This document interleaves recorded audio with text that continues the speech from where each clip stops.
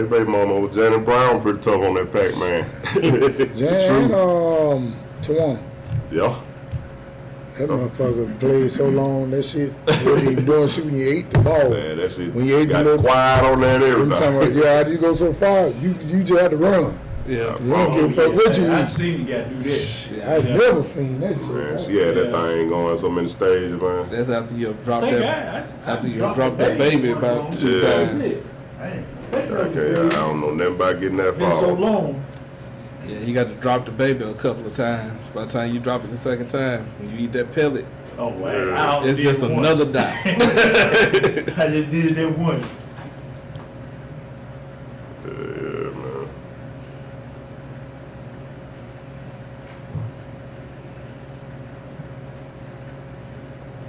We ain't sideways though. Nah. We straight up. We straight up and down, man. Hey, while we waiting on the Maxter, episode 53 of Barbershop Story, man. Welcome, man. Appreciate it. Got brother Shurlock up in here. Yes, sir. Of course. Yes, sir. You know what I'm saying? Getting ready to hear about some of your music expeditions. Yeah, see what's going on with your boy. Yeah. I mean, I don't know if that's where you started it, but I know I know you from Up there, one of the spots where I know you just beat them drums, man. Woodlawn, man. Yeah. All day. We keep a B5D. Woodlawn in the house. Yeah. B5D, man. Hey. Beta drummers all day. Me, Johnny Tom. Yeah. But you took it further though, so. Hey, the band was the start. You know what I'm saying? I got you. What got me into the music stuff was them talent shows we used to do. Them shows, yeah, man. Talent show, who was the best at the talent talk show? about Man, the that was Who the us. best? Genera 3, man. Every time we was the last one to go on, and we tore it down at Parker, at Ramsey, Yeah. Carver. Everywhere we went, we tore it down. Shurlock, what's Yes, happening? sir. What's happening? What's happening? I ain't doing too much. Yeah, like Sam said, Barbershop Stories, the podcast, episode 53, and we have a special guest, Shurlock, in the building. Yes, sir. We was trying this new little contraption. See, it's showing us live right we up here. You know what I messed around and got a new router, and voila. That trick. Yeah, like Gucci Man Jesus said that. Yeah. Voila, here come them bricks. Hey. Yeah, so we got a better signal now. You know, we're glad to have K1 back. You know, he was right here. Yeah, man. Y'all see we ain't sideways this week. Oh yeah. We back straight. But yeah, man. So Shurlock, you know, of course I ain't got to introduce myself. You know who I am. I know you is. That's who he is. But a lot of folks don't know me. No, I didn't say, but you can do it for yourself. Let me go let y'all that don't know. You know what I'm saying? I'm the one who goes by many names. They call me Mr. Get It Done, a.k.a. Mr. Bling Bling, a.k.a. What You Gonna Do With Your Boy, a.k.a. Mr. Cleophas, where the big girls at Jenkins. I'm that dude, the one and only music producer extraordinaire and artist and mentor to a lot of different cats around the city and the world. This your boy, Shurlock, in the building. A1. Hey! Tell them what it is, man. Tell them something good. Stick to it. That's what I'm saying. Right now, we got the benefit concert coming on October the 4th. My man right here gonna be hosting it for me. Well, holding it down. I appreciate the opportunity. Oh yeah, and we'll have the lovely Deirdre Gaddis performing with us. Okay. I worked with her a while back, and now we've got back together and doing some things. I just released a single on her called "I Need You" that you can find on all media platforms. And right now we're trying to do this benefit concert to raise money for the Myers Music Mentorship Program. The program is for teens, and it has to be for teens because there's a lot of stuff that they have to retain. You feel? Okay. So in the program we'll be teaching kids not only what the music industry is about, we'll be teaching them about music production. We're going to be teaching them about graphic art. We're going to be teaching them about videography, as well as management and executive positions and social media promotion, all the way around, basically everything you need to know about being in the music industry. So, what up? And I used to tell you, say, what's happening? What So, this my happened? producer back in my rapper days. Yeah, Element and Vibe. What's happening? What's happening? What's going on? What's going on? Yeah. Yeah, man. Hey, that fish shirt, that fish shirt was on sale this week. I used to have too, man. Yeah, Fist that thing. Fist. Fish shirt. Okay, I was going to I need to say. get hold of it. Nah. Yeah, we wasn't talking about no fish. Fish be hidden right now. But You know, I'm a big dude, so food come first. yeah. Hey, so Shurlock, you know, when you mention mentorship program, you know, now these days it's kind of becoming common just to say it. What was your inspiration in even getting into it and taking an interest in working with younger children? It can be a lot, you know it. So. Yeah. I started about 2 or 3 years ago. I was doing the workshop at this church. They was having like a camp for kids. Okay. So a friend of mine asked me to come and teach them how to do music production. The camp lasted for more about 3 weeks, and there was one kid in that class that she was real shy when I started. But by the time I got to the end of the program, she was talking with other kids. She done made friends. She's talking to me and asking me more questions, in-depth questions that she wasn't doing at first. So for me, that kind of opened my eyes and said, okay, well, maybe this might be my calling to help others learn more about this stuff that don't actually have those opportunities or those avenues to get that information. Then I did it again, same result with the kids, and they was actually learning it and actually going home and coming back with music, coming back with asking me questions about contracts and what's a 360 deal and what's difference between confidentiality and a hush contract. You know what I'm saying? They was asking me real in-depth questions. Shit, that's good. So, and their parents will come to me and say, you know, I don't know what you did or what you have them doing. But they seem to be more attentive at home. They're a lot more respectful than they were. Okay. And that was the underlying thing. Because inside of the camps, we was having them call each other Mr. So-and-so and Mrs. So-and-so. Teaching them basic etiquette and common courtesy toward each other. Okay. How large are your groups? About 20 kids. Okay. About 20 kids. Well, that's a lot of children. It's a Wow, lot, children. but they're broken. Basically, what they turn into is a little record label. Yeah, I mean, it's a beautiful thing, but I'm saying there's a lot, but I know you into music, so it's a little different. Now, And I have help. yeah. You know what I'm saying? It's not just me by myself. No, shout them out, shout them out. No. Well, when I did it back then, Miss Kim Payton, my homegirl Jazz Wilson, J.M. Melodies, Kabibi, and I had another homeboy helping me out, James. He was helping me.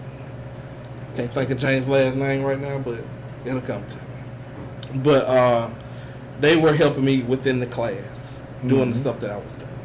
So, you know what I'm saying? I can focus on something, and then I can go and focus on something else while somebody else is watching the kids. Be hands-on with Yeah. And then we was Lord feeding Jesus. them. And then, you know what I'm saying, we had every Friday, on Fridays we would have open questions so they could ask me whatever they wanted to ask me. And I kept it as real as I could. For some of the listeners, give us an example of what you tell them when they ask you stuff like, what's a 360 deal and so on, you know, like you Well, said. one of the biggest things that we have to do is we have to help them find out what it is they want to do to start with. So, you know what I'm saying? Some kids come in and be like, I want to write music, I want to do this. I give them basically what it takes to be a music producer. Not a beat maker, but a music producer. Because those are two different things. What's the difference? I hear a lot of people say that I make beats, and I also hear people say I'm a producer. Could you explain? The explanation what of it that is a person that makes beats, all they do is sit in front of a drum machine or a computer and they come up with melodies and tracks and songs of just music, that's all. They're not equipped to get you in the studio and say, okay, let's do this song. Okay, I don't like the way you said that. Can you fix this? Can you go back? A music producer has to have an ear and the ability to take charge and direct a session. You know what I'm saying? You have to already have a vision of what the song is before the artist comes into play. You know what I'm saying? You have to be able to tell them when they don't sound right. You have to be able to coach them on how to get a feel and emotion out of them. Sometimes you have to tell them, hey, your voice just ain't doing it tonight. Let's come back and do it again. But you have to be the film director of the whole song. You have to be able to see it. And you have to be able to tell them, okay, we're going to do the harmonies first and let's get the backgrounds out. We're going to do a 3-part harmony, do a 2-part harmony, and then we're going to do a unison thing here. You have to be able to direct all that stuff. If a beat maker tried to do that, he couldn't because he's not equipped for it. He hasn't gone through the training to get that. So when somebody says they're a music producer takes charge. They see the song, they see what it's supposed to be, and they have what we call an industry ear. You know what I'm saying? You know what's going to be on the radio. You know what execs are going to be okay to listen to. You know what DJs and program managers are going to want to pick up and put in rotation. So you have to have that ear as well as be kind of, you have to have some of a background in music to understand how to get vocalists or even rappers to do what you want them to do. Compose all the time.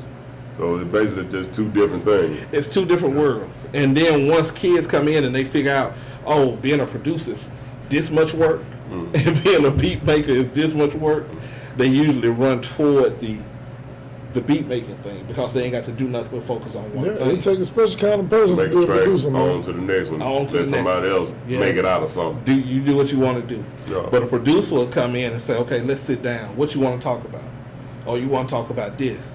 What kind of setting you want to put it in? What kind of vibe you feel? Okay, you think it's slow. Okay, you want to groove to it. And then start playing stuff, putting stuff together. And then they produce it. And then a producer makes the track for you. A beat maker makes it for anybody who grabbed the beat.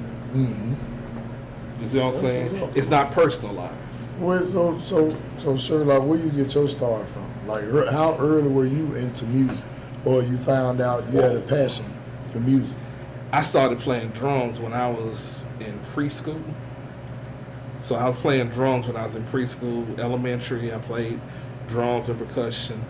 I was the youngest person to play in like the big band in my elementary. Same thing in high school. It was always, just drums, music and stuff. I used to listen to all my mom's old albums, middle of the flow, put 2 speakers to your head and just zone out on the records. You know what I'm saying? But that's where I got my love from. Yeah. What's up, man? When I think about music, man, I wish I would have stuck with it. Because I'm going to get back into it. I'm that fan, man. Well, I did hear your rendition of the Whitney Houston song on the radio, and you did a great job. Yeah, man. No matter what dates. That's right, man. I know I've heard that That's right. You said he was Future, man. He sung that thing. Hey, but one thing about it, are they not the future? Hey. That's why they getting done. Hey. Yeah, man. That's something I'd be interested in, just popping in and love to just be around it. You know what I'm saying? Because I used to play the French horn, the baritone, and violin. Okay. And I was very, very, very, very I used to play solos because nobody played the French horn. Right. See, that's when schools used to get that shit out for free. Yeah. Bring it back. Oh, yeah. And you are either signed up for it. And sometimes you had to buy a mouthpiece every now and then. So I remember, man, I decided to join late because I went to Putnam. And Putnam didn't have no football team, so I was like, fuck it, I get the band. Right. So I remember going late. It was me and this young lady. And I was like, shit, I want to play the drums. Because, that was popping. Everybody. Everybody want to play the drums. So then they came back, I was like, well, what about the 2? We ain't got no more 2. What about the baritone? No more baritone. Trumpet, no more trumpet. So all we got left is the flute and the French horn. So I French horn look real good. Didn't so I said, I do the French horn. And it turned out to be fine. Yeah. Even with the violin, because I used to do shit just be like, I can do this, I can do it. And I was pretty good, but by the time I got to high school, it was like, Studying that shit. The arts wasn't as important Right. as they once was. So that's what I'm saying. Well, so you know- you talking about this mentorship. You that's know- some fine shit, man. For me, it was, I guess during that time period, it was different because you had band directors going out scouting for kids. Yeah, looking for I like. remember Miss Maddox coming Yeah. to middle school. meetings. I was marched, and when I was in elementary, I marched at Hayes. I used to go up there and sneak up there and play at Hayes High School and tell them I was at Hayes, so I could march in the band. Maddox came to my elementary school, Mr. Maddox, band director at Woodlawn. He came to my school and basically turned me from being a Hayes pace sitter to going to Woodlawn and being a colonel.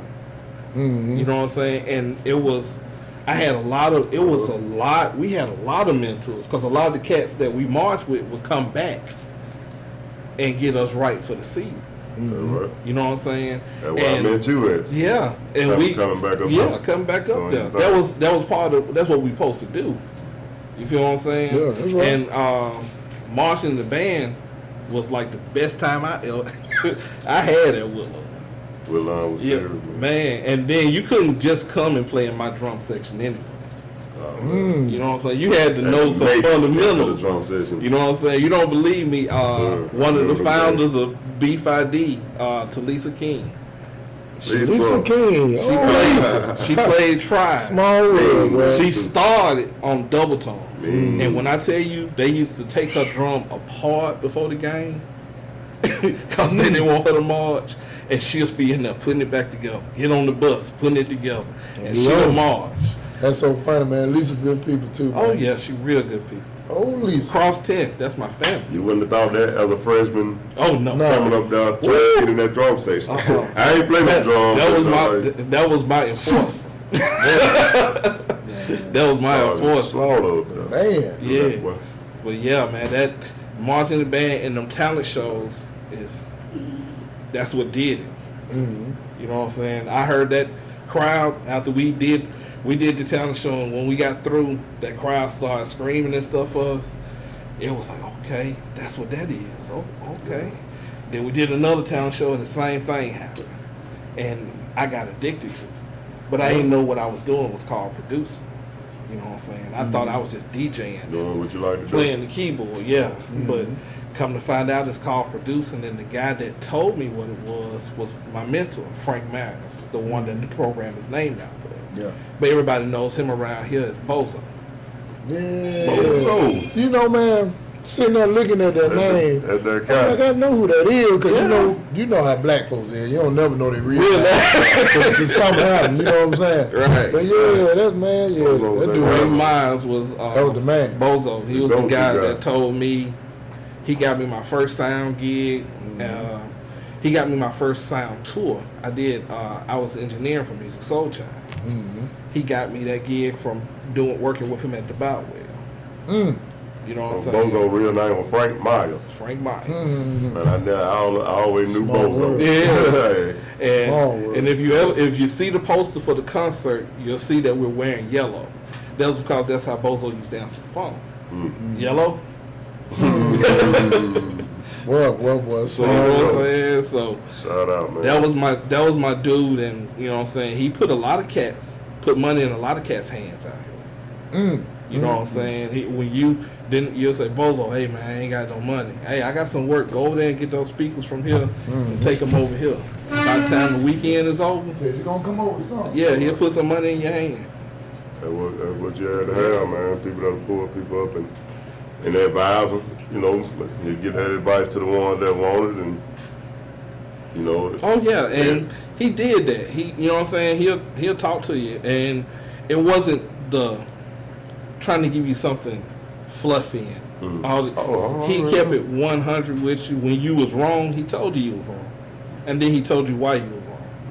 You know what I'm saying? And a lot of cats don't do that when they trying to talk to these young kids or mentor them. They try to act like it's a ABC special or something. You know what I'm saying? And a lot of these kids too smart for that stuff nowadays. They can see it. They can see through it. They can see you coming. And you know what I'm saying? If you're not being honest and 100 with them, you lose them. They'll play. Yeah. So, You know what I'm saying? You'll lose them. So one of the things that I did in my campus, I made sure that when I talked to them, I gave them one. They's like, well, you did this with such and such, and you work with these people at so deaf, and you did this, and you did that, and the third. Why you ain't? I said, it's not easy. I said that. I said, take in this city, there might be 2,000 producers. Out of those 2,000, 10 might get something on the radio. And out of that 10, that's a small percentage. 2 of them might go local, meaning just the state. And that one that gets out of here, he don't come back. Yeah. What you think the reason is for not coming back? Like if you had The mentality is, I got to get mine. You know what I'm saying? I got to get it before he get it. You don't think they can be attributed to how some of them was treated before they left? Because see, I'm just assuming this, to try to not rule it out, that some people was coming through, hey man, I want to work with you. Boom, I paid Shurlock to produce an album. You don't never finish it. You know what I'm saying? Then I paid such and such to do this. They don't ever do it. Asking to work with me, they shit on me. Then you blow up. But I'm gonna tell you I don't have a lot of. I'm gonna tell you what's too. funny about that. I have a lot of resentment. It's because in the industry, That that happens every day. Yeah, they do. You understand what I'm saying? There's people that'll talk to you and say, hey, I want you to do this track. You'll go to the studio, work on this track, we get with the artist and do the song, and the song might never come out. You got paid, but the song might never come out. And then the next time you see that person, they gonna act like they don't know you. Yeah, it happens. So either you can get mad about it and be bitter about it, or you learn like everybody else, let that slide off you. Yeah. You know what I'm saying? Okay. You have to have a real thick skin. I think you To be should, in but this I think a lot of people just don't have that expectation at home. They You know what don't. I'm saying? I think They that's don't. what probably hurt them so bad, because it's like, you gonna do, Yeah. nigga, Hey. you spend a night. I was You know what I'm saying? I think that's what hurt probably the worst about it, because you like, man, especially with everything was going on, you try Right. to spend some money with them and get slaughtered. Yeah, it hurt pretty bad. Which is one of the reasons that I want to kind of catch them early. You know what I'm saying?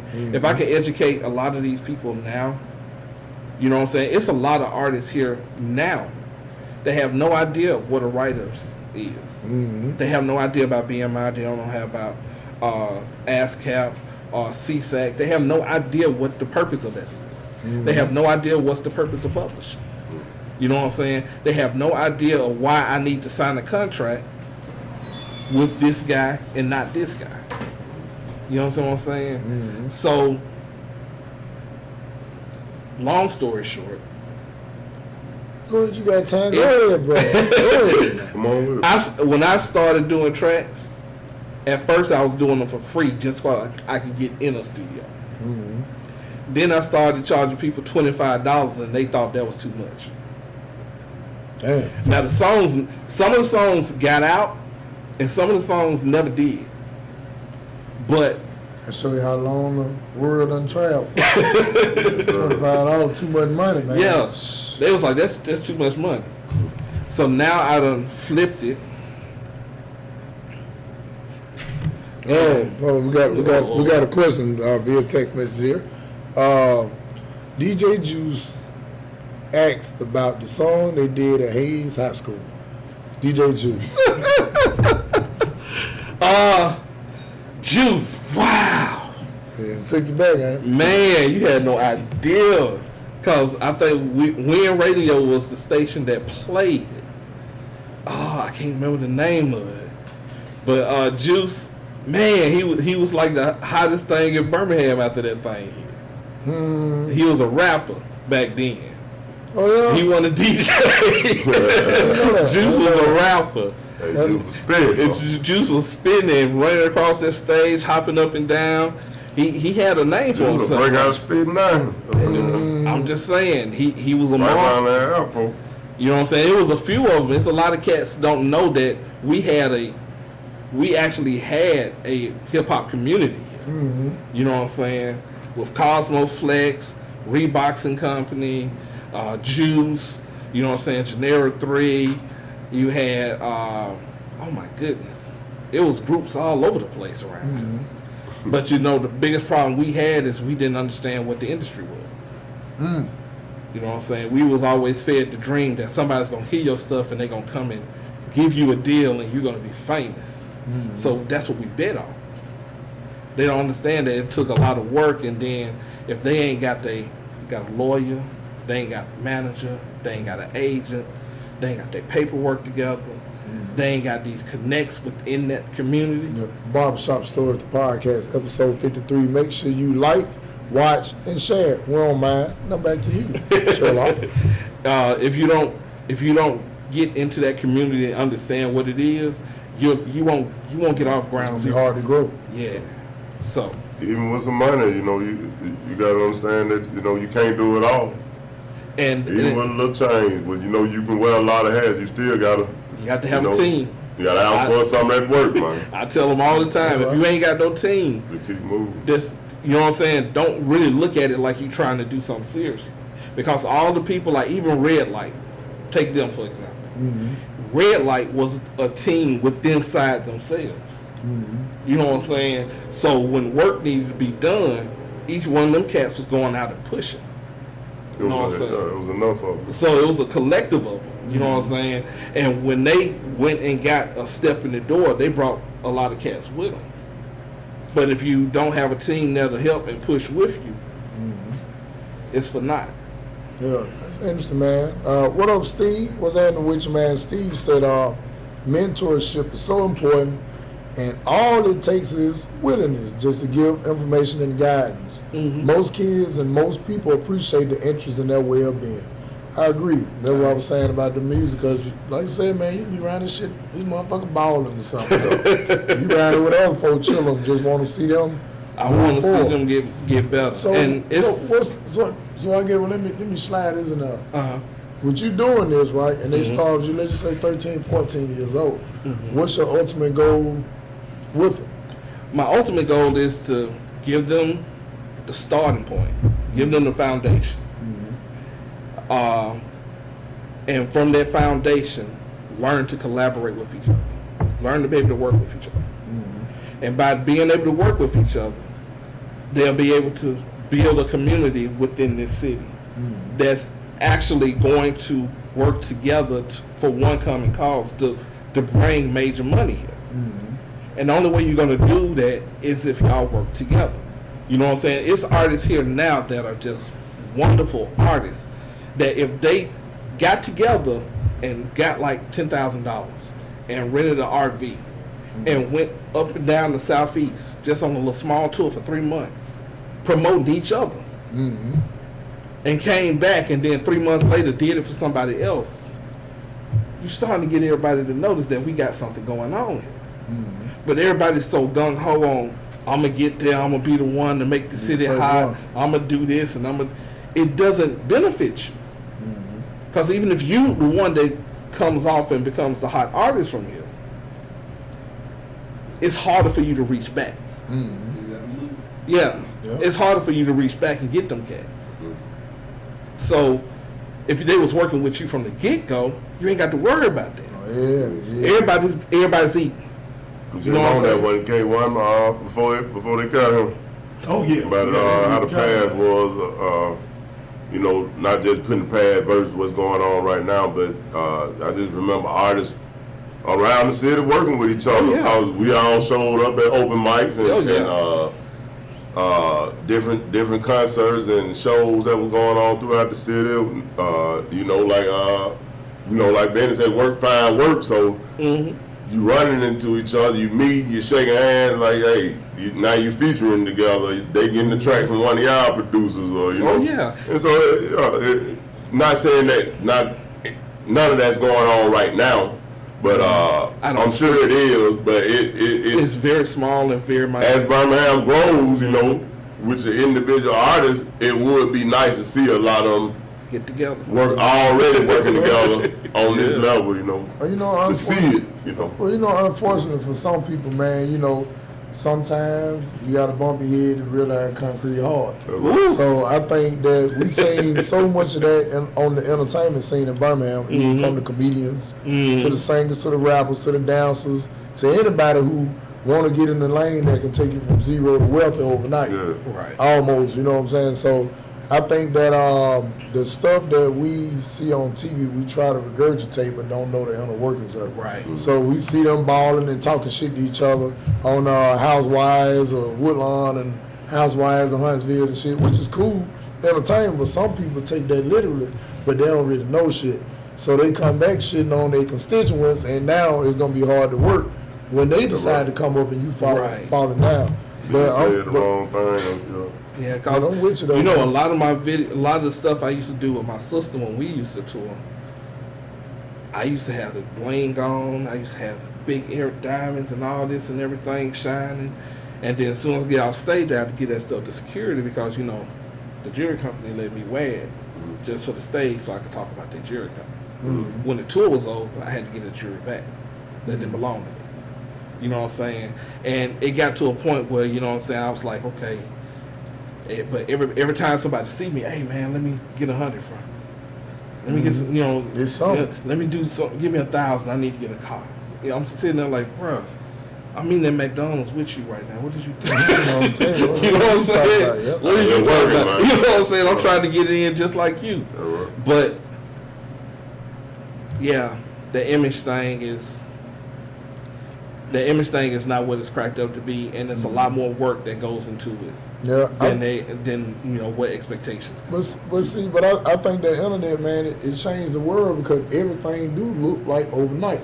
Now, I think I always try to look at things from a perspective, man. You know, one hand is beautiful because you know that shit possible. Right. The downside is that's like getting a 6-month-old some pork chop. Yeah. You know what I'm saying? Yeah, it tastes good to them, but they can't eat it. Right. Not just yet, because like you said, you go from sometimes you got to eat that humble pie along with other experiences in life to be able to appreciate money when you get it to that point. You got to go with it. You know, you can't jump from the 3rd grade to the 9th. Yeah. And if you do, even if you're a prodigy, you still lost because your ass still a child. Yeah. You know, Because I'm telling you, when I was with So Def working under Manuel Seal as a ghost producer, I was getting $2,500 a week. You couldn't tell me too much of anything. No, You know what I'm saying? And then that's certified hood rich. And then I'm going to all these parties with these famous Jermaine's birthday party and these party and this opening or this movie premiere or whatever. Can't really tell me nothing. You know what I'm saying? But I'm ending up broke every week because I'm throwing the money away instead of putting it where I need to put it. You feel what I'm saying? Living like some nigga that got it. Like, you know what I'm saying? Everybody else is throwing thousands and stuff at the club. I'm taking my little $100 and I'm gonna look like y'all if I ain't, you know what I'm saying? The same amount. See, You know what I'm saying? but at a young age, I can see how that's possible though. You know what I'm saying? Because see, like even like with the NBA, I hear people be saying, "Man, they ought to do this and do that." I said, "Man, come on, man, that motherfucker a child." Yeah.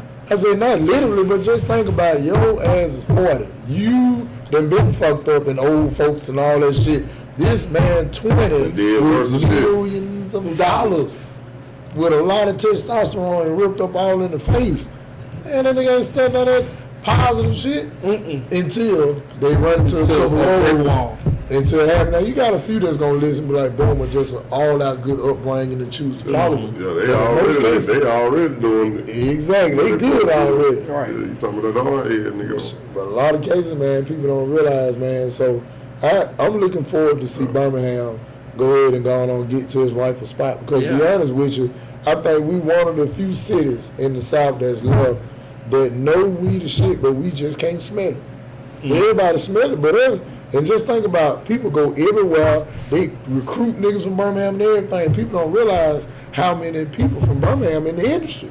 Yeah. And all walks of this shit, from comedy all the way to R&B, to writers and all that, man. But I ain't gonna, all kind of work. I think they be wanting to come back, but like you said, if I ain't had a relationship before I left, it's almost obsolete It's to impossible. come down. I make $6 million a year, and you want me to come and basically just bring you up with no work. Well, my thing is, when I come So- back and I'm telling you, I'm giving you the information, you don't want the information. You just want me to put you there. You want to hang you that check. You know what I'm saying? And it doesn't work that way. because you need to know this stuff in order to survive here. So if I come here and say you need to do A, B, C, D, that's what you need to do first. Get this, and I'm going to show you that next step. So every time I show you the next step, if you do what I'm showing you, you'll get there. You see what I'm saying? But a lot of cats don't want to put in that. They want that microwave success. Yeah. And that's, you know what I'm saying? That's what they seeing. That's what they witnessing. That's like a shooting star. You don't see them all the time. Well, think about this though. Like online, you remember back in the day, to shoot a video, that shit was like the most magnificent shit in the world because nobody could afford to do it. And then you did see a hood nigga with a video, man, that nigga was right there next to Jesus Christ, the angels, and all that shit. That nigga, Hey, cash money. you know what I'm saying? It was big because it costs, but now we can break out and like, sure, now you want to do the video? Yeah. Look, stand right there, Sam. You stand right there, Fred. You jump. I'm not saying it's that simplified, but it's that simplified. Well, it's the same thing with music. You know what I'm saying? Because Yeah, when different. I came up, we used to have to use reel to reel. Yeah. So if I wanted to fly vocals from here, background vocals from here to here, I had to cut tape. You know what I'm saying? Had And then doing. go there and cut and retape it. Mm-hmm. You know what I'm saying? And I had to know what I was doing to make sure that tape ran, the tempo and everything ran the same. Mm-hmm. Now, cats are looking at the computer screens like, okay, copy that, Hold on. paste. But even tougher, you can mess around and get it to a point to put 1.50, 1.45, you know what I'm saying? Oh, yeah. To where it's really perfect. It's right down. I'm telling you, it's really, you don't have to mess with it. You got to be incredibly slow these days to man. not get it. And It's then that you know, simplified. there's so many starter kits. Yeah. You know, at these stores that you can buy. You can buy sound cards, you can buy a microphone, you can buy a dummy keyboard and have close to 10,000 sounds and stuff in your computer, and you got your own studio at the crib. Just like that. And it's like that. Where when I was coming up, we didn't share sounds. We had to hide. You know what I'm saying? You didn't let no other producer hear your drum sounds. You didn't tell them where you got them from. You kept your keyboards at home, so nobody knew what type of keyboards you was using. Yeah. So when you went to the studio, you always had to have it closed so nobody would walk in and find out what you was working or working with. You know what I'm saying? Because that defined who you were as a producer. That was your sign. Yeah. If everybody knew what type of keyboard, he got that type of keyboard. They go buy one. Now they stuff starting to sound like your Play stuff. with it till they find them something. And they'll start taking your clients because now they undercutting you on something that you done tried to Man, do. you done mastered it. They Right. just came in and took it. So It's like stealing joke. and now you don't have that Yeah, problem another because everything is just out there. It's available. You know what I'm saying? I can Google 808 kick drum and 1,000 of them will show up, and I can download any one of them into my program Yeah, just like that. like that. So now it's kind of a trick question. Okay. But from then and what you had to experience on the engineering side, the production side, to now, do you think it's better or worse? It's way better. Okay. It's way better. Being a creative in this time period is a lot easier because back then we had the record dive.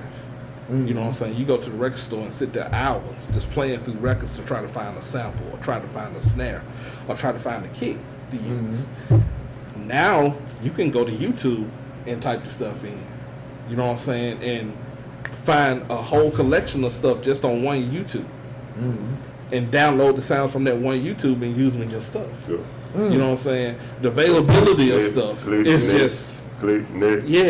everything's right there for you. So it's a lot better for a creative, but it's also a lot easier for engineers because something that used to take us 3 days to mix, you can do it in a day.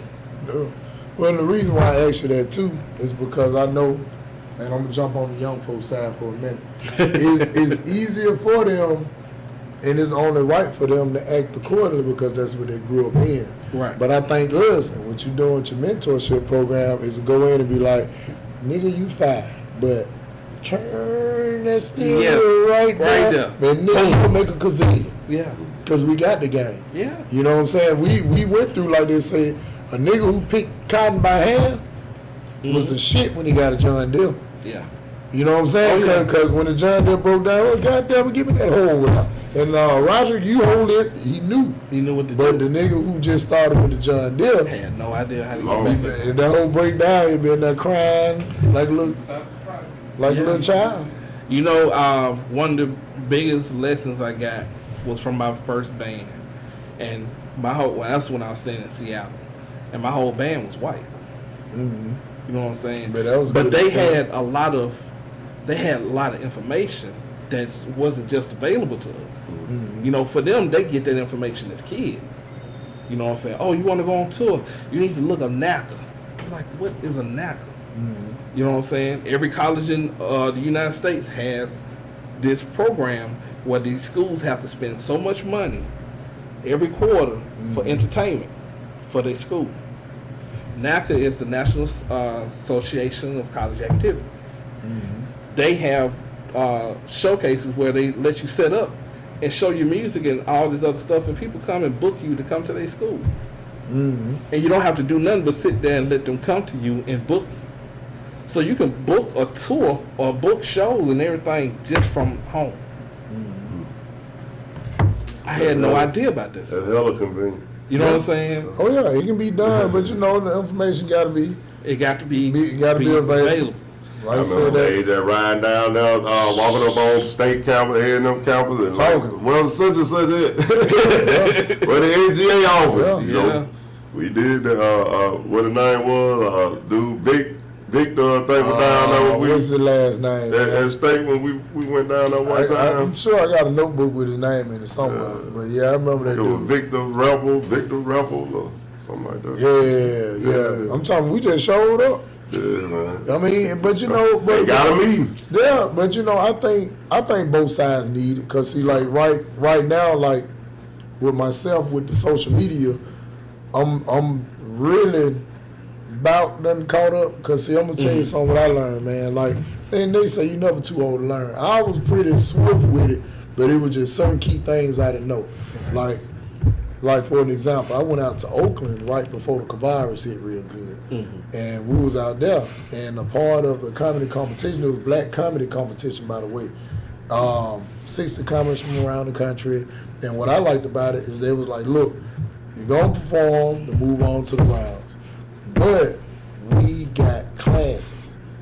They had classes. Now you didn't have to take them, but me, there. I was like, well, I'm 3,000 miles away from the house. I might as well take. I mean, what else you gonna be doing other than drinking and smoking all in the middle of the day? So I went to the classes, and some of the stuff I learned about social media, and it wasn't nothing like, look, just try that, just little stuff. Little stuff, yeah. That can change your whole profile on how you viewed on there as an entertainer, as a person to person. It was very good. You know what I'm saying? So I think that when a lot of people catch up on that and understand why it's there and how to make it work, it's very profitable. Yeah, and you got to understand. Extremely. And like you said, you have to be willing to learn. Yeah. You can't be sitting there like you know everything. A cat that know everything can't be teachable. Yep. Nikki Jackson, what's happening? Miss Stewart, Leela Stewart, what's happening? And New Jersey. Nikki said, this is great. These children need something like this to do and be taught. And so what has to go into it. Yeah? They got to be taught. We got to go into it. We appreciate that, Nick. Appreciate you tuning in. And don't forget to this Barbershop Stories podcast, episode 53, with Shurlock, music producer / mentor in the arts. And that's a lost art for real. A lot of people don't realize how prevalent that was in schools. Drawing classes, PE, band, all that stuff, welding, auto mechanics. Music and band was two different things. I made my You first, had the choir and you had the marching band. what they call that thing? Graphic design. I made my first, couldn't have cards and flyers inside of Woodlawn High School. Yeah, Miller over there. Arts, Miss Miller, you know, I never forget. And my little Right slogan, next to the band room. Yeah. my little slogan used to be about that time. And they Uh-huh. was like, about that time for haircut, man. You know what I'm saying? Man, I got somebody to cut my hair. I get you. Right. Keep listening, motherfucker. I'm gonna Yeah, get you. you don't get you. But yeah, man, Okay. so that's a beautiful thing what you're doing, though, bro. I ain't gonna lie, I appreciate you. I'm come out there with that French on. You know what I'm saying? You know, Man, you ain't finna get your mouth on the French horn. I think I got a spot for you too. I'm coming. I'm Like, telling you. We got a microphone that don't work. Y'all heard me tell you. Hey, and I'm coming like running the watch, and I'm bringing my own. tell you. All that. I'm telling you now, 6 months.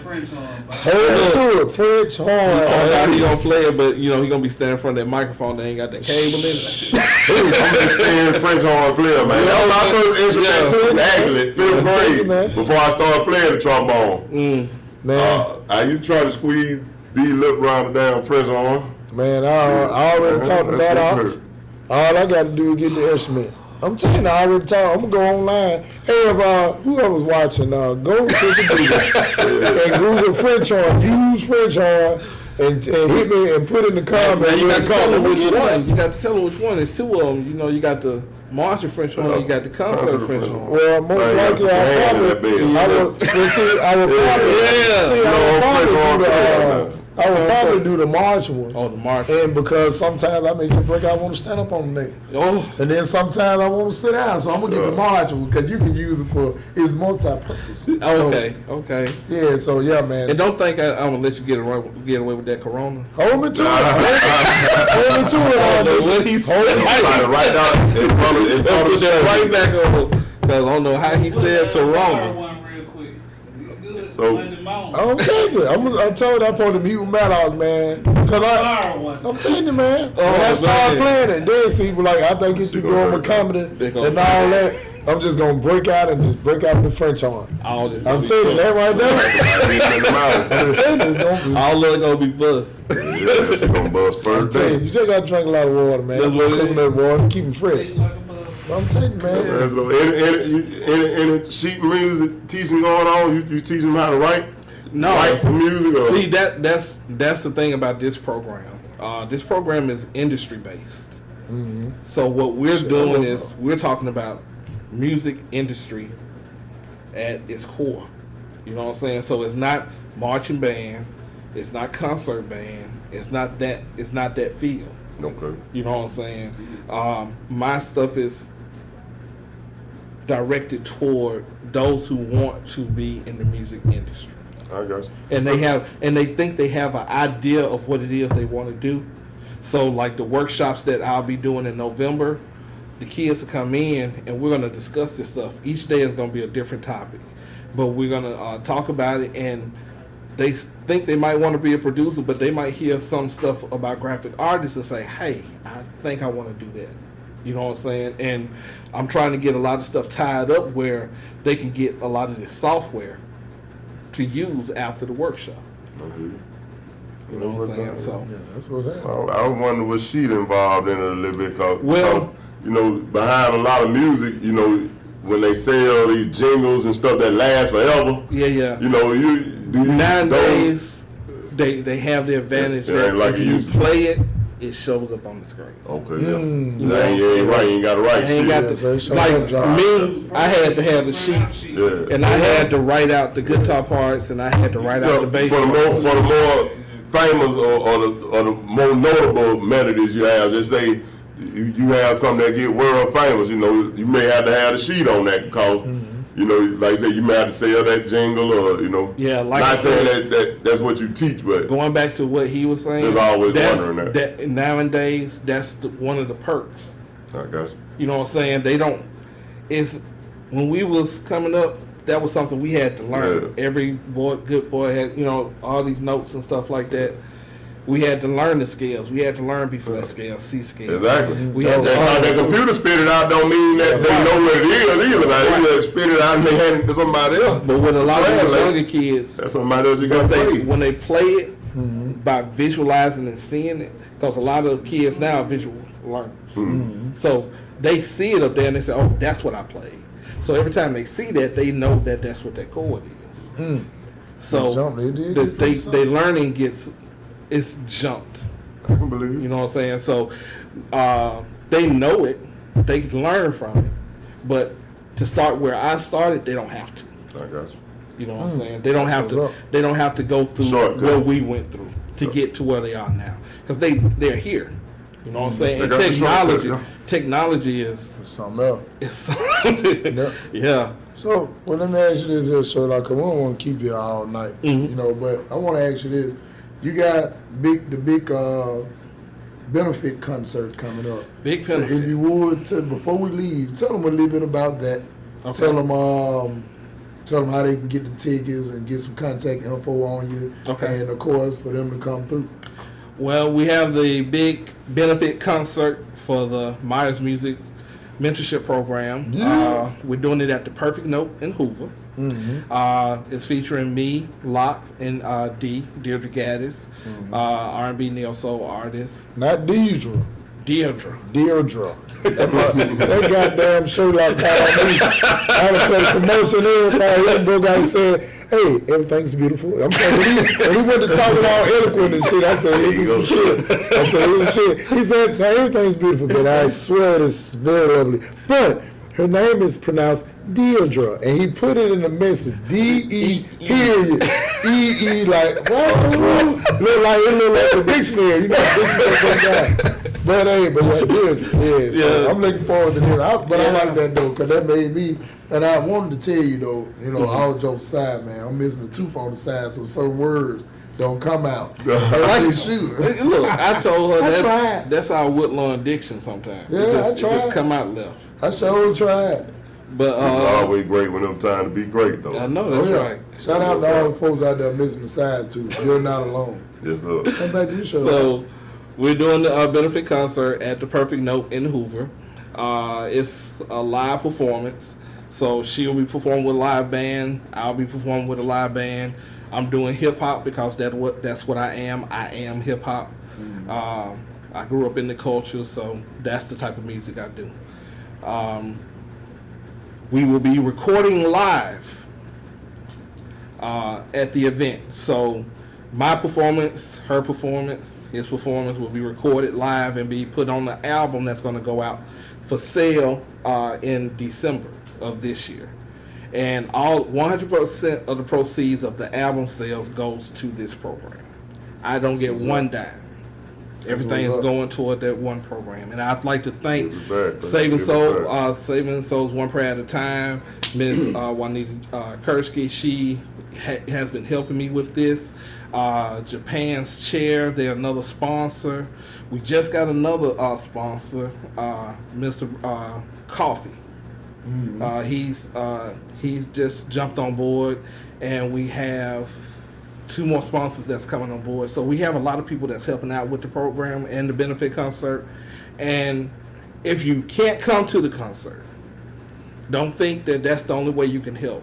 We have a link on my Facebook page where if you just want to donate 50 cents, $1, $5, whatever, you can donate to the program to help us get these things for the kids.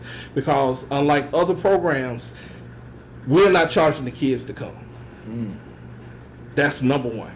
Well, you snapped twice then. Kids don't have to pay to come to this program. We have a limited amount of seats for it, but they won't have to pay for one thing that they're getting out of this program. They're going to come for a week for the workshops, and they're going to get all the information they need with all the tools they need, and they'll leave knowing what they want to do. Location on where they coming to, or Well, informational? right now, the location we will have in October, because right now we're trying to work out the 2 locations we're going to do for the workshop. I got you. So they just pretty much just hit you up on. Yeah, you can call. Email. You can call the number, which is 678-250-4041. That's 678-250-4041. You can text and leave information for me to call you, or you can leave a voicemail, and I'll get the information. I'll give you a call, and I'll be able to email you the information about the program and what it's all about, and what's the process for getting your kid signed up for it. Also, you can email me at woodgrain@gmail.com. That's WOODGRAYNEENT@gmail.com. You can go to Facebook, Shurlock Live 2020 on Facebook, or just Shurlock Hubbard, HUBBARD. You can find me on Facebook there. The links for buying tickets for the concert are right there on the page. You'll see a commercial with this man's lovely face on it. And you can click right below where it says get tickets and get your tickets. We are practicing social distancing at this performance, so there's a limited amount of tickets that we're gonna have. So Well, that's what's happening. That's what's happening. The way y'all heard from Brother Shurlock himself. yes, sir. So, hey, and this has been another great episode of Barbershop Stories, the podcast, where we bring whoever we need to bring. You ain't got to have no name. You know what I'm saying? Shurlock, he did his thing. You see that? Was that was 2 bars right now. Hey, so far. That was 2 bars right now. For the show, You know. But yeah, hey man, y'all make sure y'all check that event out. October the 5th, 7 o'clock, right? October 4th, 7 o'clock. 7 o'clock. See, that's why I asked. October 4th, 7 o'clock. Perfect note. The perfect place for dining and fine music. Y'all make sure y'all check it out and come on through. Tickets $15. And also too, make sure you stay tuned in to V949 Home Team Morning Show. Myself, Drinking the Eyelash Diva, Home and Jay. Now I know in English you're supposed to put yourself last, but it don't matter how you heard it, it's did you understand it. But yeah, so Home Team Morning Show, V949, make sure you tune in. And regardless whether you're in Saskatchewan, South Cambodia, or down here in Birmingham, you can download the app. Just go to the Play Store or go to the App Store, and it's free.